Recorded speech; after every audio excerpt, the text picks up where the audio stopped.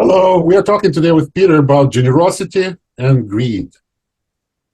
Peter, what do you think about this topic? Is it better to be greedy or generous? Definitely generous, Why? because generosity, it's the way of the Bible. Well, yeah, what I think is piling up things is not healthy anyways. Yeah. The best example of an efficient system is the living organism. And living healthy, living organisms normally do not pile up much of the stuff. It might, depending on the species, pile up things if there are seasons and they need to survive the winter and stuff.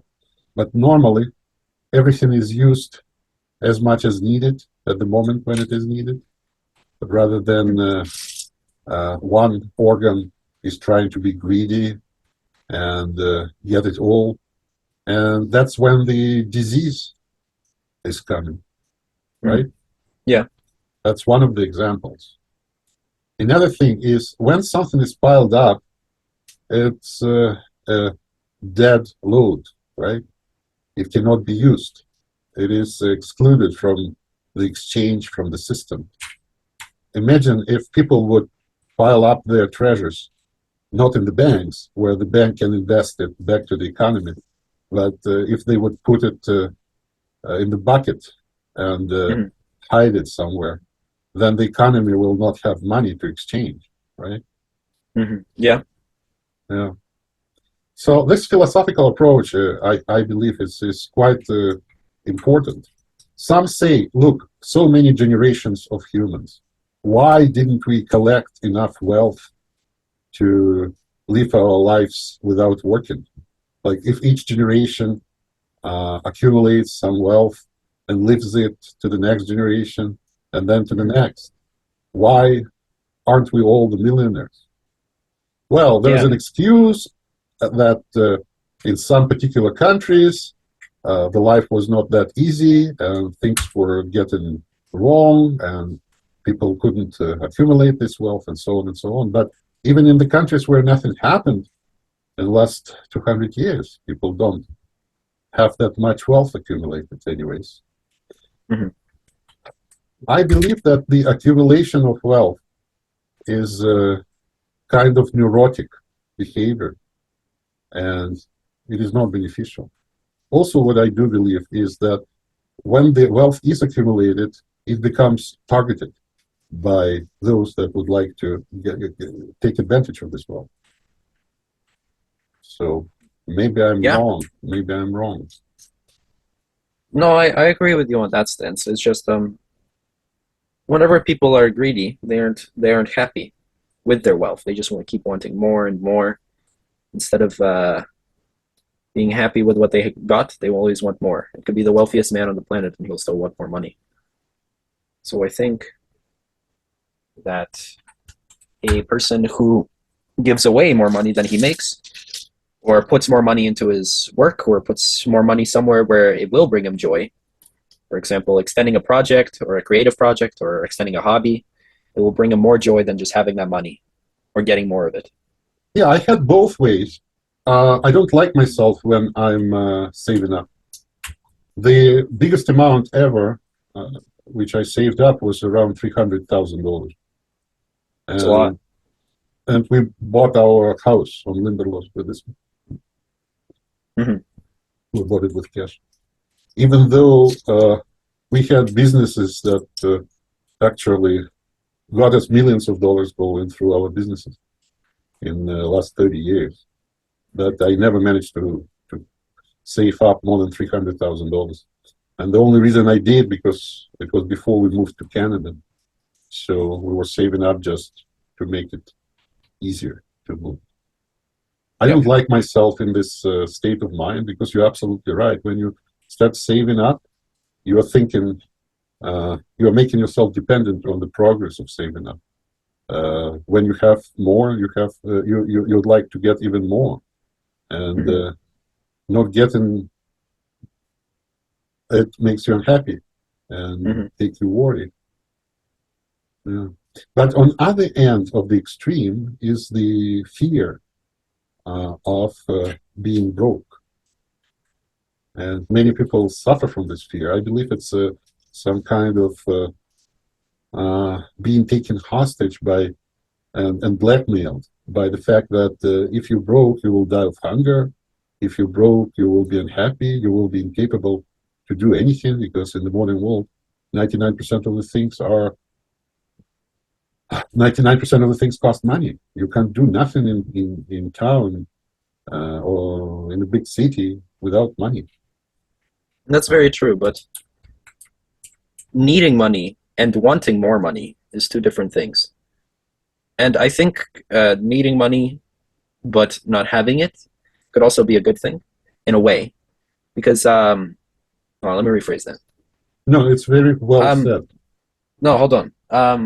I believe that every person who is born with a purpose or something that will benefit society with, whether that be you're born an artist, you're born a mechanic, you're born to do whatever. It is your purpose. That's what makes you happy, and that's what puts you in a flow state.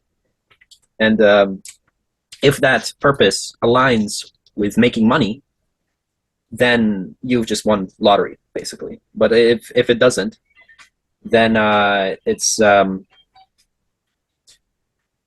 just better to keep doing what you think is best and what is bringing you joy and focus than to strive for specifically just money. Because you're not going to make money anyways if you're going to try to do that.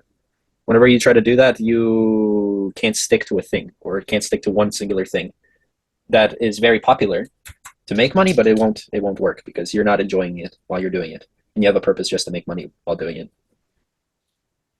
There are some kind of psychopaths that actually very enjoying making money. I heard the stories of the billionaires that the only thing that they really adore in life is money. That's a later stage. That's when money becomes a sin, almost, because I feel like every billionaire that you can talk to will have the same story of how they started. They said, I wanted to make this thing that I think is good, and I feel like that could benefit somebody else, and I wanted to make it. For example, what's his name? Bald guy who owns Amazon. Bezos. Whatever. Bezos. He started off Amazon as a book company, as a bookstore, and he just kept doing it because he really liked books and he wanted to sell them, right? Mm-hmm. He was a very smart man. He passed all of his college with whatever. He was very good academically, but he stuck to a website. He really enjoyed it. He enjoyed selling books, and then it became something more. And now he only thinks about making money, which he can't always make. No, he's making the spaceships. No, that's not Bezos. He does. Bezos makes spaceships now. They all do. Yeah. Yeah, they all do. And it's not just, it can't be like something that specific. Like I'm not saying that he made money because he enjoyed books and that's it. He made money because I think he enjoys being an entrepreneur, and he enjoys selling, and he enjoys running a big or a shop, right, or an online shop, whatever. He enjoys that specific thing, Jeff and that's why he made money. owns the Blue Origin company, taking people to space. That means it's this new passion. Passions can change. Yeah.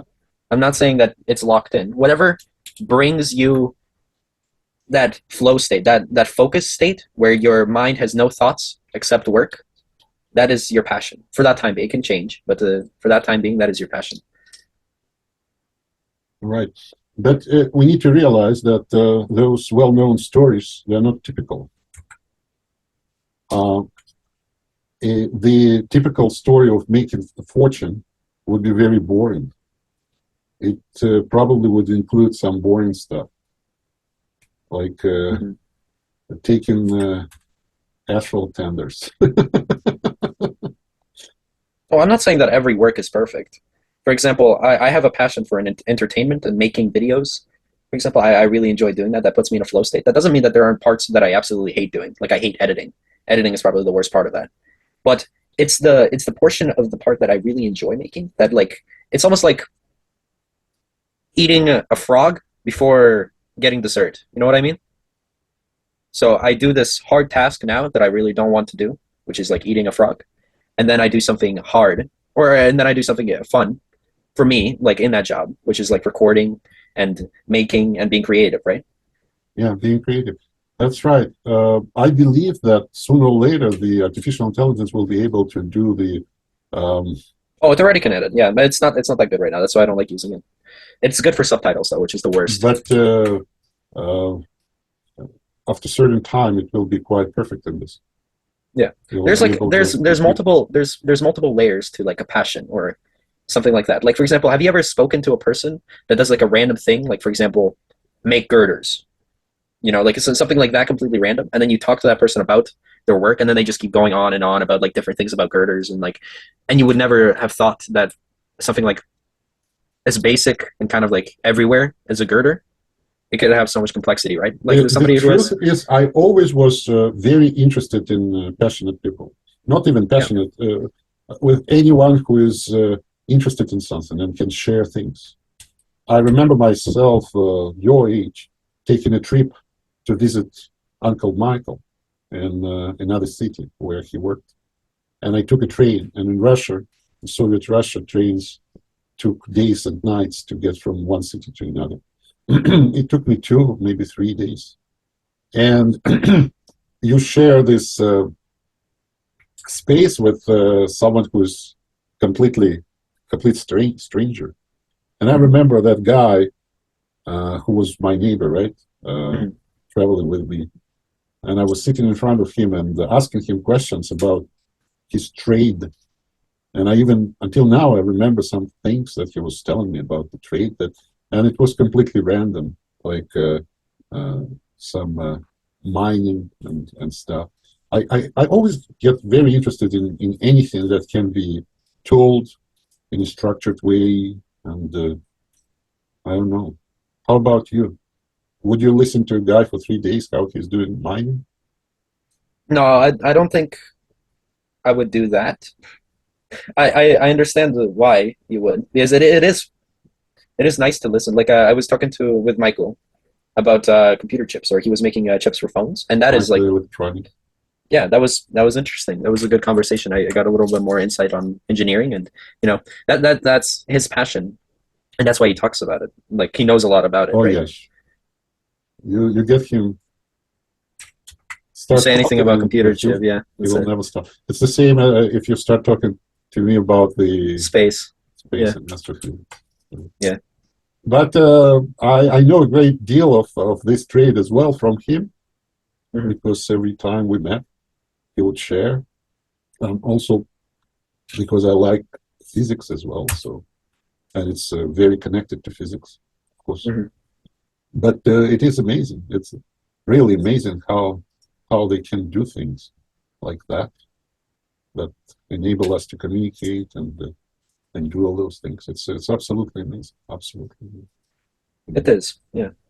But the truth is, I don't know why. I'm really interested in small details, and it's like I'm building a picture of the wall, and I keep building it. For half a century, I still I'm building this puzzle, and I still get some pieces missing, and I even don't realize that I miss those pieces, and all of a sudden, especially with GPT-4. For example, Mom and I attended a conference in Harvard in 2006, a year before you were born. We were 3 of us, Jacob and Mom, and I heard some concepts which I struggled to understand for over 16 years, right? And only now, recently, GPT-4 actually explained to me those concepts, and finally I got them. And they're pretty straightforward, and it's such a relief. It's like you had some old wound that just healed, and it sometimes bothers you when you can't understand something. And it changed a lot. Like there were areas of the knowledge that I was very weak and not very well educated, like math. calculus, and all that stuff. And again, I've written this book, Philosophy of Mathematics, quite a big book. And actually, yes, with the help of GPT-4, I got the most complicated topics, because it's always possible to tell him, no, I didn't get it. Can you explain it again? Can you explain Yeah, and then it you can ask it to like a child. kid? Yeah. Like to a kid, not 10 years old, to 6 years old kid, to 3 Yeah. years old kid. Yeah, exactly. It's amazing. It's amazing how it is capable of doing it. And yeah, now you can actually customize it.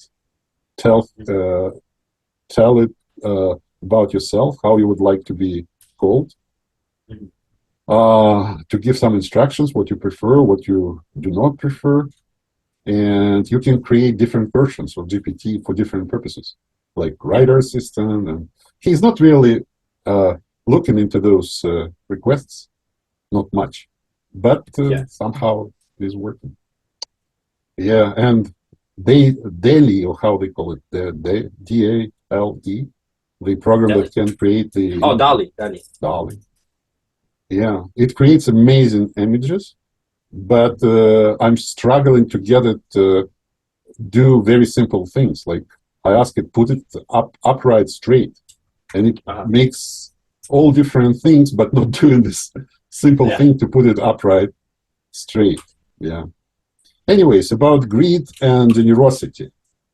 I believe that there are two inclinations in humans: to accumulate resources and to share. Both are evolutionary explained. There is advantage in both ways, because when someone accumulates resources, it is good for the propagation of his offspring, right? And for those who share, it's good for the community. It helps others to support their offspring, so to say. And I believe that there is a balance between those two inclinations. And I've written a book, Science of Kindness. I've written a book with a professor in biology, and we found the evidence that humans have a complicated system of the biochemical rewards for being generous. It makes us feel euphoric, like happy, very happy. And no matter whom I talk to, everybody confirms, yes. Have you ever done something generous, something good? They say, yes. Did you feel good about it? Yes, I did. So not even once I talked to anyone who would decline and say, no, I never did anything good to anybody and I didn't feel good about it. So it's quite, it is quite well-known fact.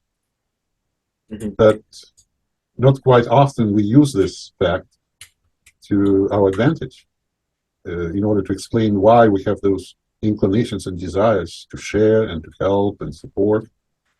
And we need religious explanations why, or some reasons to behave that way or another. And the explanation is quite simple. It's just our biology. Have you heard about this concept? No. It's a very interesting concept.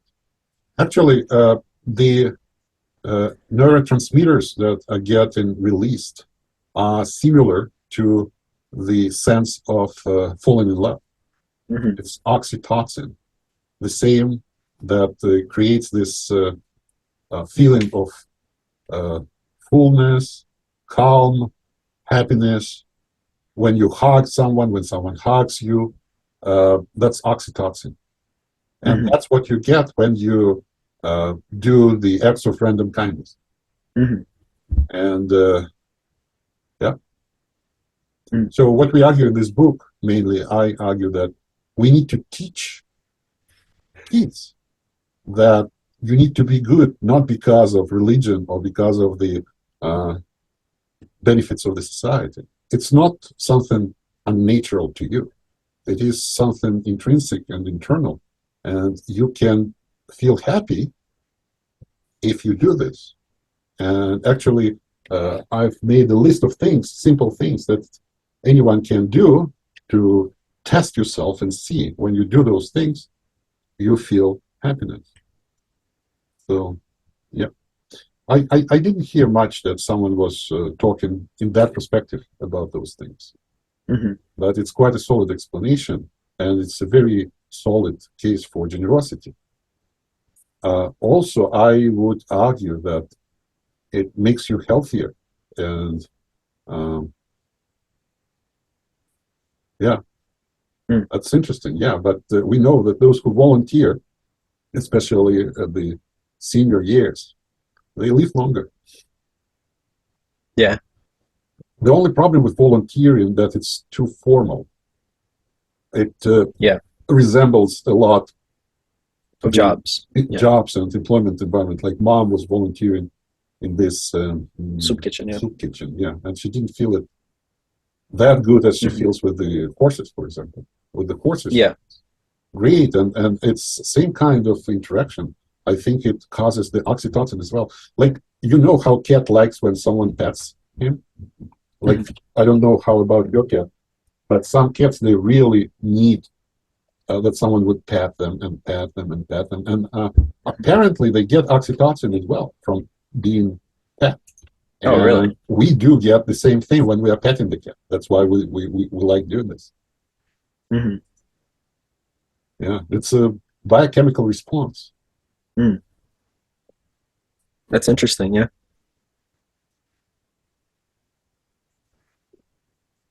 Another thing against greed, we might say that a lot of crime, a lot of wrongdoing is done because of greed. Like if we read those books like by Thomas More, Utopia, where he's talking about the island where there is no greed, there is no wealth, everybody's equal, everybody's sharing everything, and they all work together, and that's why their work hours very short, and they learn all their lives, and all their houses are quite the same. So once in a while they sweep the houses randomly, like in order to make sure that nobody has too much things accumulated so that it can be swept. Like this was your house, now it's mine, and so on and so on. It reminds a lot of our shared economy today. Even now we have those websites where you can do the swapping the house, swap the house with somebody else on other continent, and they come to your house. You know those? Yeah. Yeah. It was quite popular before the COVID-19, but now probably it's getting back. So what I'm saying about those cultures and those ideas, they're quite intriguing. They're quite intriguing. Actually, when I was 19 and I came to Israel, I lived half a year in such society. It was like a kibbutz. It's called kibbutz, where everything is shared, and there's no money, and everybody is working. Not very much work. We used to work like one day we worked, another day we learned the language, Hebrew, and it's quite an interesting experience. It resembles those ideas of the ideal communist society. Of course, the real attempts to build communism in Soviet Russia gravely failed. It has created the ugly monster of the government state that was suppressing everybody, and the deficit and suppression and no freedom. But on a smaller scale, I think it made a huge impression on me. This is why I always tend to build a community, surround myself with sharing. It's like they used to have maybe 6 or 7 cars, and there were keys on the hooks, and you just write your name when you need it, and you go, you take the car, you drive. Everything's shared. Decent meals, like a couple of hours in the morning, couple of hours in the midday, and then in the night. The kitchen is open always. You can go and take whatever you want. A lot of swimming pools, very nice houses. Every Saturday night, some like pub where they give beer for free. Like someone is buying this beer, like it's always someone's birthday. And for the things that they think are not good for people, like cigarettes and alcohol, they give 100 coupons, not money. It's like coupons. And you can spend those coupons to buy yourself, to exchange them for things that they don't think that good for you, like cigarettes, like alcohol, or just things that a little extra that this kibbutz doesn't produce, like whatever you cannot get there. Yeah. Yeah. That was very interesting experience. And until now they exist. It's about 250 such communities across Israel. Not very many people live in there. It's about 150,000 people. It's just only 2% of the population of the country. But they produce 40% of the agricultural supplies, agricultural products. 40%. Yeah. So that's a very interesting experience. Anyways.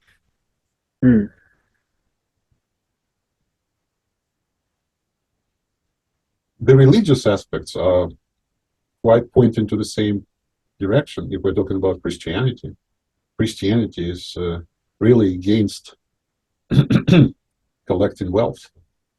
It says if someone asks you, give, remember.